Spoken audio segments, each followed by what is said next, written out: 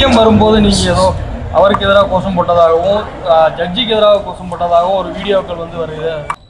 முதலமைச்சர் அவர்கள் இந்த மாநிலத்திற்கு இந்த நாட்டிற்கே ஒரு குரலாக ஒரு மாபெரும் பாதுகாப்பு கவசமாக அமைய இருக்கிறார். அவரின் குரல்தான் இந்த மாநிலத்தையும் இந்தியாவையும் வரக்கூடிய காலங்களில் காப்பாற்றக்கூடிய ஒரு குரலாக இருக்கிறது. இந்த நேரத்தில் ஒரு சட்டம் பயிலும் மாணவனாக நான் டெல்லியில் பயின்று வந்து கொண்டிருக்கின்றேன். காலையில் நான் பத்திரிகையை பார்த்த பொழுது, பேப்பர்களை பார்த்த பொழுது, அவர்கள் பாசிச கருத்துக்களை, பர்சனல் கருத்துக்களை ஜஸ்டிஸ் அவரது ஜட்மெண்டில் இணைத்து எழுதியதை போல் எனக்கு தென்பட்டது. அவர் ஒரு நிகழ்ச்சியிலும் அதையொட்டி அவர் பேசியிருந்தார். அந்த ஜட்மெண்டில் தான் என்னால் அந்த தீபத்தை ஏற்ற முடியவில்லை. ஆனால் இந்த ஒரு மன்றத்தில், அவர் சென்றிருந்த மன்றத்தில் நான் ஏற்றி விடுவேன் என்று கூறியிருந்தார்.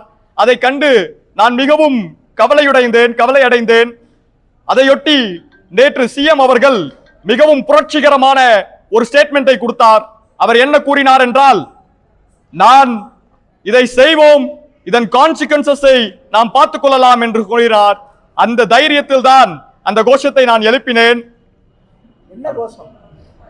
I said that go down, ஒளிக ஒளிக, GR Swaminathan ஒளிக என்று சொன்னேன். go down, justice GR Swaminathan go down. Corruption என்பது பணத்தினால் மட்டும் ஆகிறதல்ல, கருத்துகளாலும் ஆகக்கூடியது. அதை போன்ற கரப்டட் கருத்துக்களை கொண்ட ஜட்ஜிகள் என்று இருக்கிறார்கள். எங்களது பாராளுமன்ற உறுப்பினர் மாண்புமிகு ரைட் ஆனரபிள் கனிமொழி கருணாநிதி அவர்களிடம் ஒரு லெட்டரை என் மூலமாகவும் இந்த தொகுதியின் சார்ந்த மற்ற மாணவர்கள் மூலமாகவும் கொடுத்திருக்கின்றோம். அவர்கள் ஒரு ஸ்பெஷல் மெஜாரிட்டியை பார்லிமெண்டில் பாஸ் செய்து இந்த ஜஸ்டிஸை, அவருக்கு தகுந்த நீதியை வழங்கி தருவார் என்று நான் நம்புகின்றேன். செய்திகளை உடனுக்குடன் தெரிந்து கொள்ள கீழ்கண்ட கேபிள் மற்றும் டிடிஹெச் நெட்வொர்க்குகளில் எம் நாடு செய்தி தொலைக்காட்சியை காணுங்கள். பாதகம் செய்பவரை கண்டால் நாம் பயம் கொள்ளலாகாது பாப்பா. மோதி மிதித்து விடு பாப்பா, அவர் முகத்தில் உமிழ்ந்து விடு பாப்பா.